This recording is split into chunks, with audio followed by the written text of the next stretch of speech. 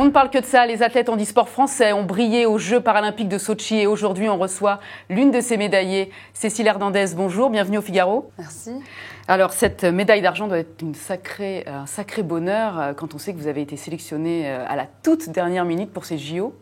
Bah oui, c'est une grande joie, une grande fierté et une sacrée revanche parce que j'avais une carrière d'athlète de haut niveau avant, j'avais tout arrêté du fait de mon handicap et je reviens d'une manière assez brillante.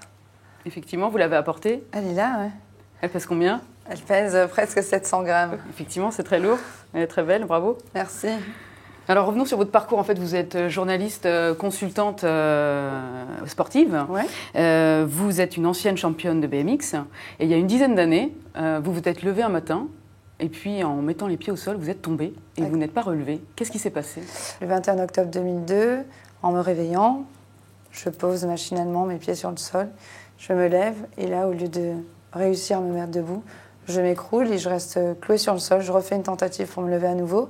Je ne me relève pas, une troisième tentative, et là, je réalise que je suis clouée sur le sol, que je ne sens pas le carrelage.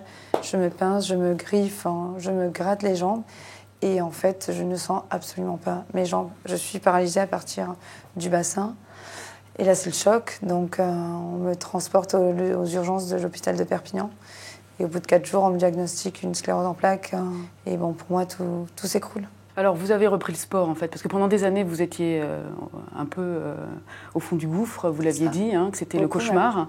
En 2011-2012, vous avez un peu repris le sport et il y a eu un déclic. Et le snowboard, finalement, vous l'avez repris il n'y a pas très longtemps. Qu'est-ce qui a fait que vous avez eu ce déclic pour reprendre la compétition, pour remonter un peu sur les skis ? Alors, j'ai repris en 2012, effectivement, parce qu'on m'avait proposé d'être marraine d'un raid handi-valide.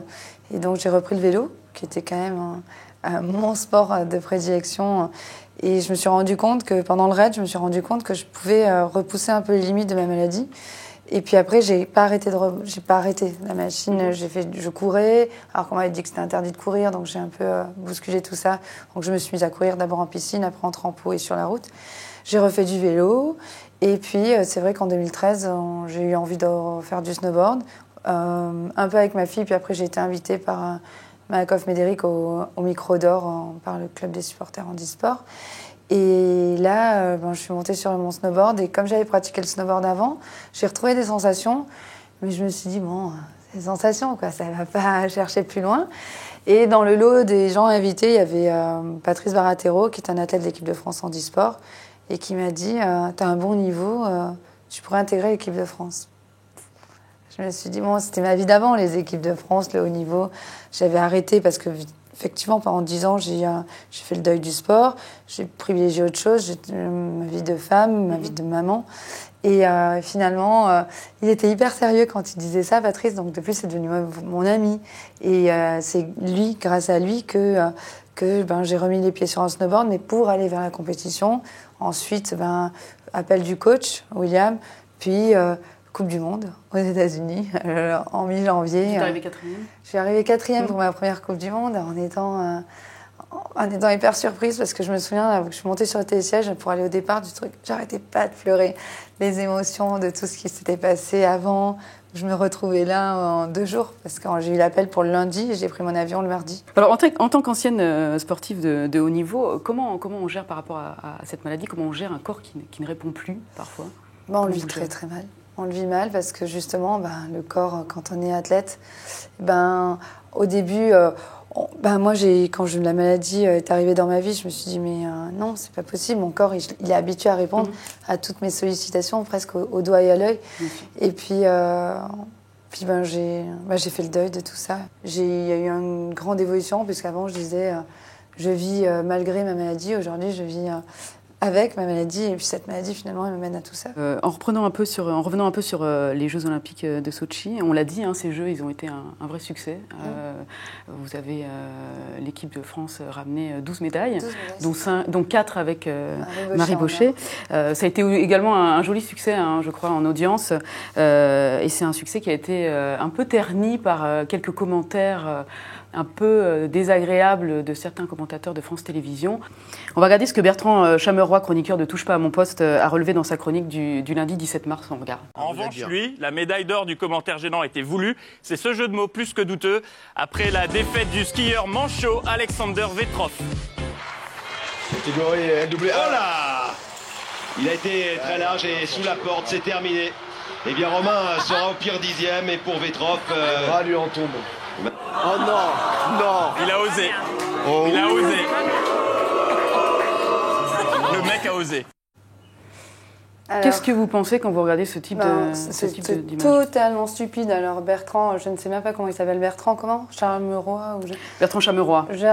C'est nul. Voilà. Je le regarde droit dans les yeux, c'est super nul parce que justement, on est dans l'humour. Et l'humour lié au handicap, là, c'était pas de l'humour, c'est juste... Voilà, on est des athlètes. Ça me met en colère, quoi. On est des athlètes, c'est pas parce qu'on fait du handisport. Voilà, on est des athlètes avant tout. Certes, on a une particularité, on n'est pas tous de la même manière, on n'a pas tous les mêmes histoires de vie qui créent notre handicap. Et voilà, on a le droit. En plus, la personne qui en parle, c'est Michael Jérémias, donc il peut le citer aussi. Hein, c'est trop facile de dire le commentateur, machin, tout ça. Il peut le citer. Michael Jérémias, c'est un champion paralympique de tennis, un passionné de ski. Il a été là, il nous a apporté son expérience. Et il parle comme il parlerait d'un tout autre athlète. L'athlète qu'on voit sur ses skis, certes, il n'a pas de bras. Après, nous, on fait de l'humour. Voilà, le fils d'un de nos athlètes de la délégation française, il lui a donné un petit nom qui est super mignon et nous, on en rigole. Mais voilà, on s'en fout qu'il fasse de l'humour sur le fait qu'il n'ait pas de bras ou qu'il ait les bras amputés sous les coudes. On s'en fout, on parle d'un athlète. Les propos qui ont été tenus par Patrick Montel sur d'autres sportifs handisport, vous, ça ne vous choque pas, en fait, qu'on puisse faire des jeux de mots un peu limite par rapport à... Alors qu'on est censé faire des commentaires sportifs et s'en tenir à ça, si vous voulez. On fait des commentaires, ils font des commentaires sportifs. Après, Patrick Montel, c'est une personnalité entière. Il est souvent aussi dans la provoque et puis les gens plongent là-dedans. Mais il y a des commentaires sportifs. Mais certes, on est dans l'exploit sportif, mais on est dans l'humain aussi. Moi, ça me choque pas. Donc vous qui êtes très engagé dans la valorisation du handisport et du handicap en général, vous n'avez pas envie que les Jeux paralympiques bénéficient de la même exposition aujourd'hui que les Jeux valides? C'est vrai que nous, on arrive un peu après que la fête olympique ait eu lieu. La flamme s'éteint. Moi, je trouve ça, c'est déjà quelque chose de dire, on pourrait faire un passage de relais de la flamme entre les Jeux olympiques et les Jeux paralympiques, non. En termes du protocole de la cérémonie de clôture, la flamme s'éteint. Bon, je trouve ça un peu stupide. Après, c'est vrai que les Jeux paralympiques, on arrive après. C'est dommage, mais pour des conditions logistiques, apparemment, les Jeux ne peuvent être pas organisés en même temps. Maintenant, on est sur France 4. C'est quand même une chaîne du groupe France Télévisions. Il y a une hiérarchie de programmes sur France Télé on peut peut-être difficilement bousculer, mais en tout cas, France 4, c'est de la TNT, donc c'est ouvert au grand public. On est sur le service public. Il y a eu 60 heures de direct. Nous, on a été extrêmement fiers. Après, il y a plein d'autres chaînes qui ont suivi dans cette mouvance.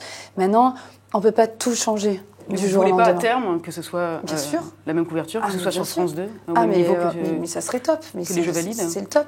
Mais en même temps, on ne peut pas tout changer du jour au lendemain. Nous, on a été très fiers de cette couverture médiatique. Ça a permis, on a reçu énormément de messages de soutien du grand public.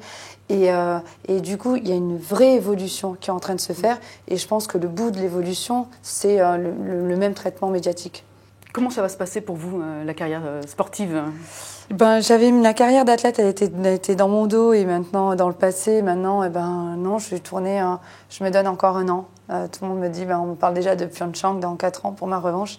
Vous y serez? Je ne sais pas encore. Vous visez l'or? Je vise l'or. Ouais. Vous visez l'or? Ouais. D'accord. Avec un vrai bel entraînement parce que là, on a repris un peu tard. C'est bien entraîné, mais il y avait encore des lacunes et encore mieux manager la fatigue, se préparer parce que finalement, on rattrape jamais le temps. Mais on a essayé de faire plein de choses en peu de temps. Et au final, j'étais fatiguée quand je suis arrivée au jeu. Et je le suis toujours parce qu'on a enchaîné plein de choses. Très bien. Écoutez, merci beaucoup Cécile Hernandez-Cervelon d'être venue au Figaro nous parler de vous, nous parler de votre médaille d'argent. Bravo encore. Merci. Et nous, on se retrouve très vite sur le Figaro TV.